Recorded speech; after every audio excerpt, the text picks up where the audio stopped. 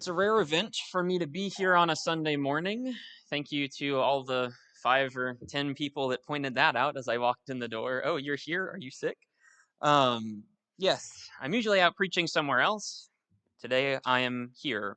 It is a rarer event for me to be here and Mike to also be here because usually when I'm here, it means he's out preaching somewhere else.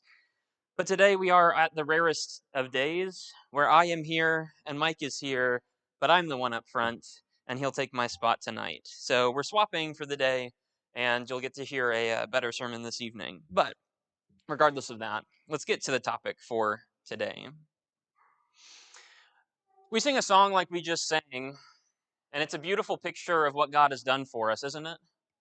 At Calvary, God has freed us, God has saved us, God has redeemed us. But that also comes with some responsibilities. That comes with some requirements. If you want to take up the blessings, you have to deal with the rules that God puts on you. So imagine just for a second what it would be like to live in a life without those rules and without those requirements. I don't need to do the work God told me to do. I don't need to live the life God told me to live. I don't have some divine being looking over my shoulder and constantly, being aware he's going to judge me for what I choose to do. Would that be better or worse? I don't know. It sounds pretty good, doesn't it? Suddenly, I get to sleep in on a Sunday morning. Suddenly, I can spend my evenings for myself, and I don't have to break up my midweek by coming to a Bible study on a Wednesday night. Suddenly, I get to live how I want to live, and no one can tell me what to do. And I don't have to work quite as diligently because God doesn't expect me to. And I don't have to live quite as honestly because God just isn't there. What would it be like to live a life without God? Sounds great until you actually try it out. Rick Warren, here's a quote from him on this matter. He said, "Without God, life has no purpose. Without purpose, life has no meaning. Without meaning, life has no significance or hope. Congratulations, you get a little bit of freedom, and what do you sacrifice? What do you lose? Everything for just a little bit of selfishness." In Romans 1, Paul addresses this. He's speaking to the Roman Christians, maybe multiple churches in that city. He's speaking to these people, and he decides to open in verses 18 through 32 with a condemnatory statute about evil people who live outside of God. Romans chapter 1, let's start reading in verse 18. Paul says, "God's wrath is revealed from heaven against all godlessness and unrighteousness of people who by their unrighteousness suppress the truth, since what can be known about God is evident among them because God has shown it to them. For his invisible attributes, that is, his eternal power and divine nature, have been clearly seen since the creation of the world, being understood through that which he has made. As a result, people are without excuse.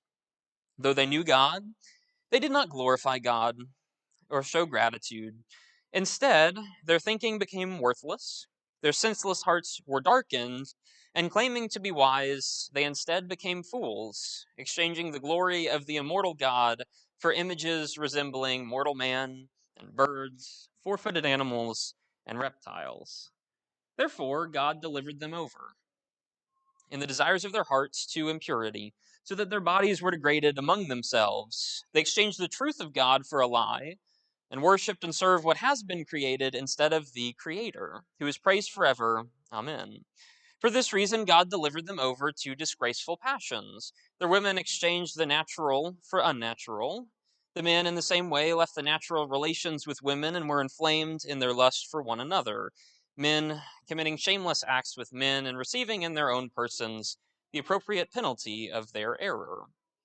And because they did not think it worthwhile to acknowledge God, even then, God delivered them over to a corrupt mind so that they do what is not right.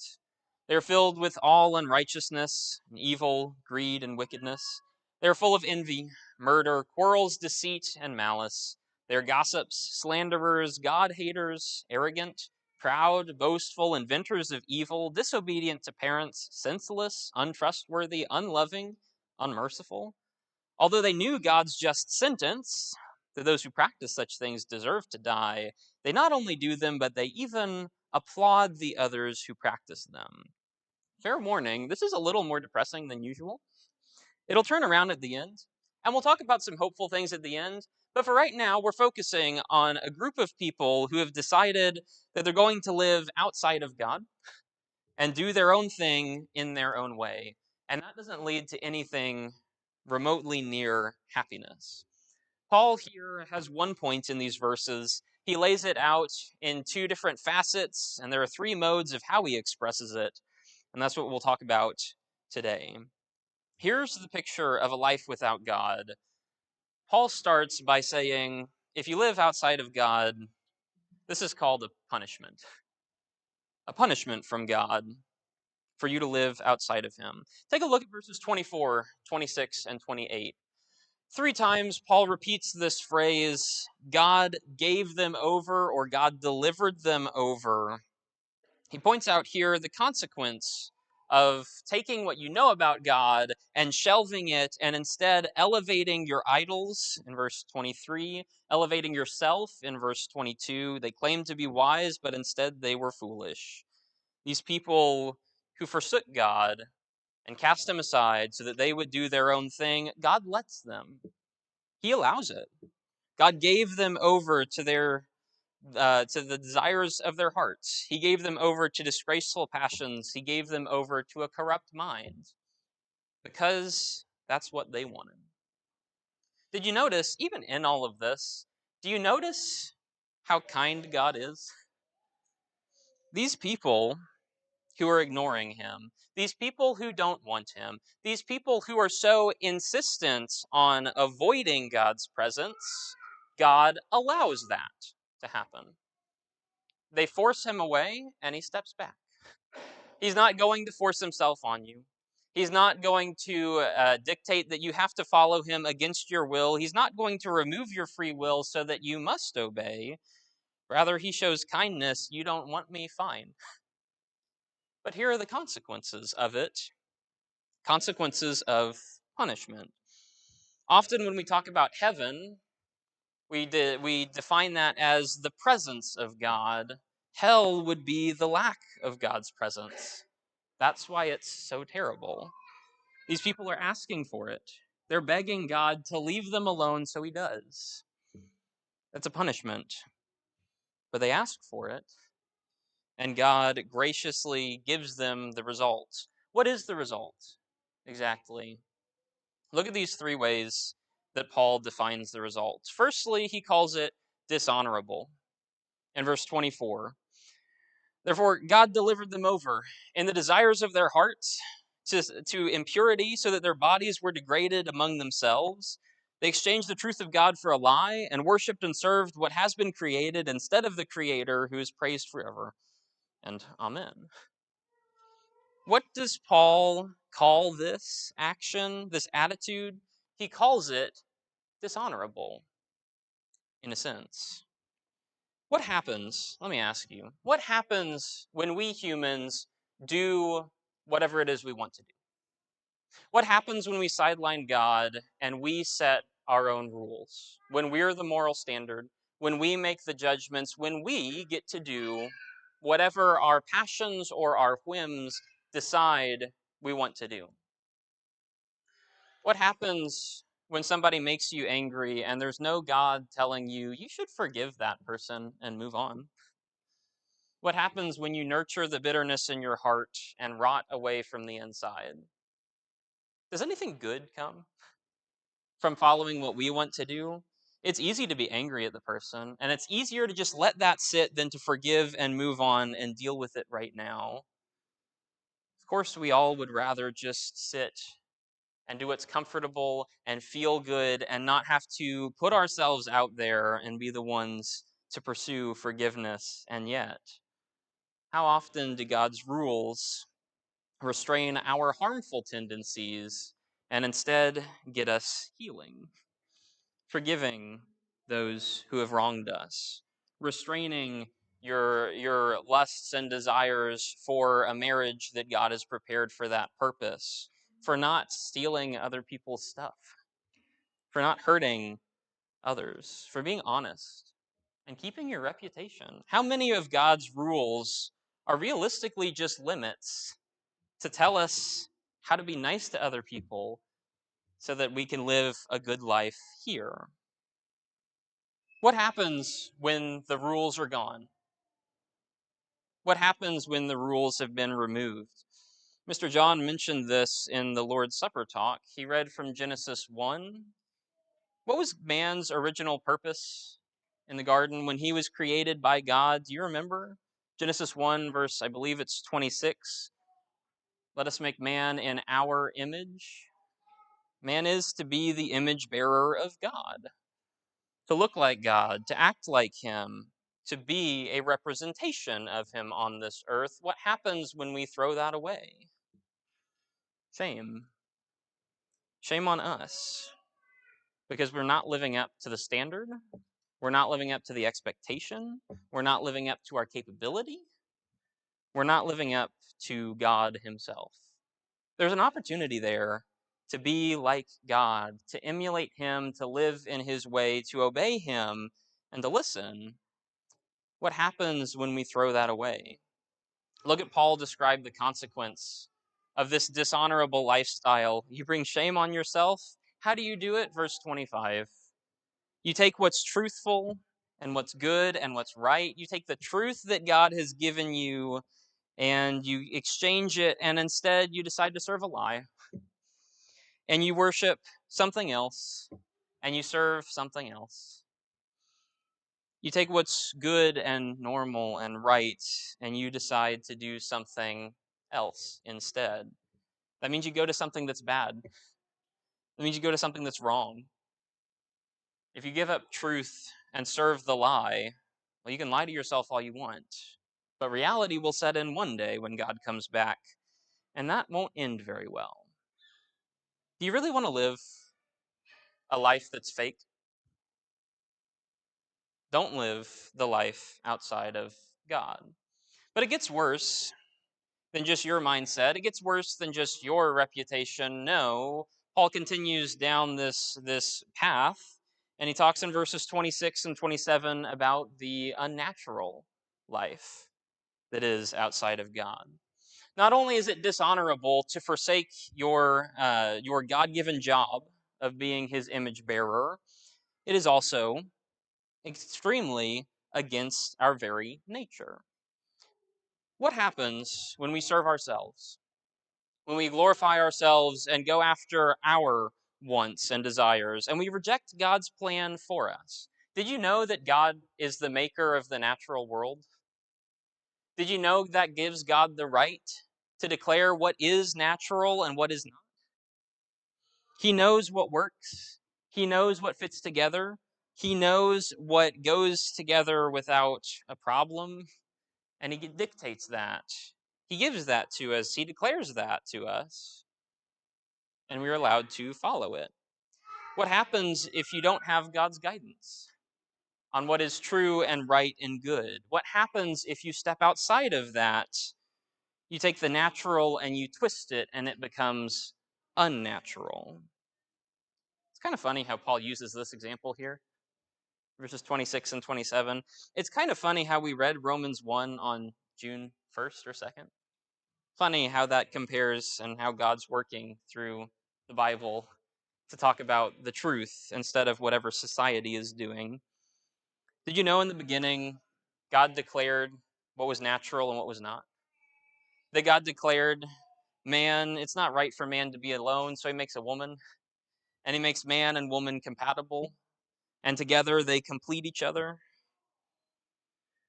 What happens when we reject the natural order that God has given us? In this or so many other things, what happens when we reject what works? We walk away and go to something else, and suddenly we pick the thing that is broken. If you go car shopping, what are you looking for? If you have two car options, you have one, a nice Honda Civic. That's my car, so I'm going to use that. You have a nice Honda Civic that's sitting there, and it's going to work just fine. It might not be fancy. It might not be popular. It might not be the hippest car that all the cool kids want nowadays, but it works. And then you have another car, and it might be pretty cool, and it might be pretty new, and someone has totaled it because they hit a deer or a light pole or a tree. You have a car that's not very cool, but it works. And you have one that's very cool, but not anymore. Because it's broken and it won't run. Which one are you going to take? The natural or the unnatural? The one that functions or the option that doesn't? Do you really want to pick the broken thing? No. You can't fix it. There's a consequence when you deal with the unnatural, when you live a life of unnatural living against the moral order, against God's natural order, rather, you step outside and you get hurt. In verse 27, there are consequences, physical damages that come with unnatural living. It specifies some things in this example. I don't want to go into them, so I'm not going to. There are some damages, physical, mental, emotional scarring that happens when we step outside of what God has declared for our life and what we should do. If we reject that, we embrace the unnatural and we embrace all the consequences that go with living the broken life. Do you really want that? That's what full, unbridled selfishness gives you. You want to live this life without God. More than just dishonorable, rejecting the purpose for your life. More than just unnatural, rejecting how your life should work. It's also called immoral. And that goes through the rest of the chapter. Paul spends some time on this one to kind of really drive the point home, because this is the important one, right? It's tough to be ashamed, but that's not as bad as being physically hurt, but that's not as bad as being spiritually injured. And even if you don't face shame in this life, and even if you don't face hurt in this life, you will certainly face both in the next, with the life of the immoral person. Did you know that God proclaimed a moral order when he created? Did you know that there's right and wrong? And there's a set of things we should do and a set of things we shouldn't do. And we have to live within those things. What happens when we don't? When we don't have the guidelines, when we push God away, what happens when we don't is impropriety and unrighteousness and evil and foolishness and cruelty. Do you read the things in verses 29 through 31? Do you really want to live like that?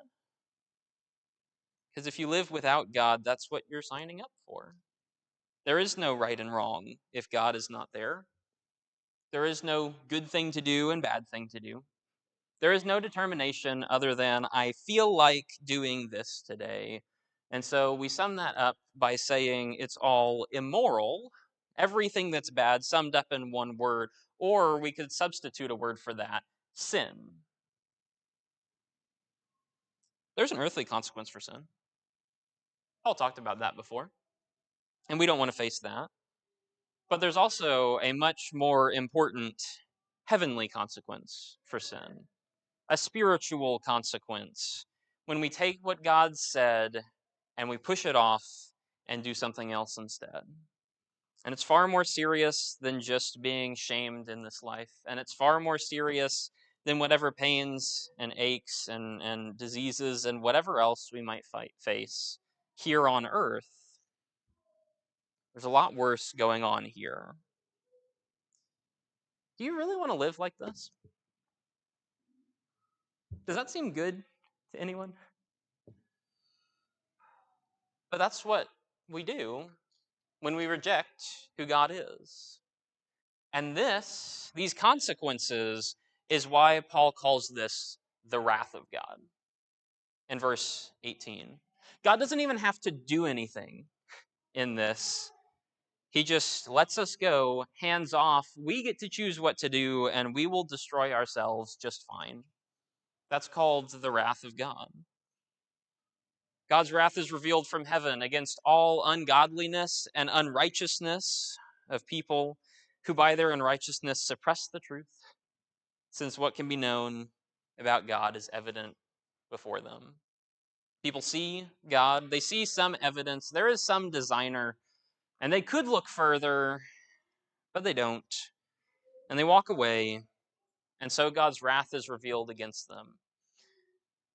Against unrighteousness of people, those who abandon God and do their own thing, who lose their honor, who take the natural and change it, and just do whatever they want to, who end up forsaking goodness and indulging themselves in any depravity they would want to. That's unrighteousness, ungodliness of men, and it's punished by a loss of your dignity and reputation, a loss of your health physically, a loss of your life spiritually, spiritual bankruptcy, with no hope of redemption. That's the wrath of God, revealed from heaven against all unrighteousness. Do you know the saddest part about all of this? It's not even all the consequences that exist. That's not the saddest part. The saddest part is people who embrace this life, many of them, or even I might dare to say, most of them, don't want this. Most of them just want out of the rules, and they want a little more time for themselves, and they want a little less restriction on what they can do. They want a little more freedom in the choices they make. They're not actively against God, they're just not with Him, and they don't listen. And most people don't understand that when they live that kind of life, the middle of the road, not too good, not too bad, not really godly, but not like anti godly, most people don't realize that that middle road ends here. That's the worst part. You face all the consequences, but then you don't even know why. Because you didn't listen to how God said you should live. What's the good news? It's not this. This is awful. Paul spends verses 18 through 32, 15 verses talking about all the bad news, all the bad things that can happen, physical, spiritual ramifications of bad choices. But that's all under the category of living without God.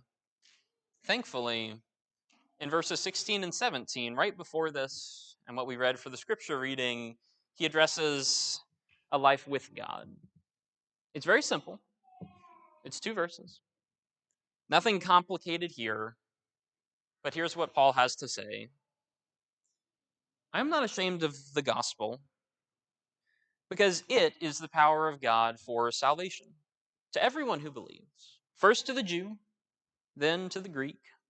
For in it, the righteousness of God is revealed from faith to faith, just as it is written, the righteous will live by faith. Do you want to live dishonorably? Do you want to live unnaturally, immorally? Not really. Do you want to face the wrath of God? Not really. What's the alternative? What's the honorable, natural, moral, and right way to live? It's called the gospel. And the gospel promises salvation in verse 16. Well, that's pretty good. It's a pretty good deal. That's what the gospel offers you. It offers you righteousness, righteous living, the righteousness of God, but also righteousness in yourself. Well, that's a much better option than everything else that follows it. See, Paul starts this by saying, here's the gospel, it's good, it's righteous, you want it. Here's the consequences if you don't. Who wants to deal with the wrath of God? No one? But God offers a free gift if we would just listen. Salvation, righteousness, goodness, living with Him, existing in His presence forever, with no more pain and no more hurt and no shame everything is right, and everything up there is good.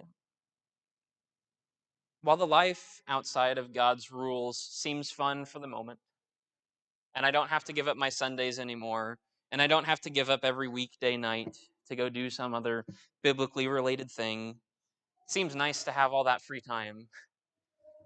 But what does it give you in the end? Who wants to experience the wrath instead of righteousness? I'd much rather live with God. That is work. He puts responsibilities on us that I'd rather not listen to, quite frankly. I'd rather have more time to myself. I'd rather set my own schedule a little bit more. I'd rather be able to do the things I want to do and not have to be as self controlled all the time and not have to be as disciplined. But it's much better to have those than it is to face everything without Him. Paul's comparison is very simple. He just asks you, do you really want a life outside of God? Which would you rather have? The simple sanctity that is righteousness, or the mindless madness that is a life devoid of God, outside of Him, having no guidance or help or grace in the world? It's your choice. You get to pick, but we would love to help you make a good decision in that. If there's anything that we can do, think this over, concentrate on it. It's an important choice. It's not without consequence. Make a good determination, and if there's anything I can do to help you, I'll be standing right here. You can come up and see me as we're all standing and singing this song.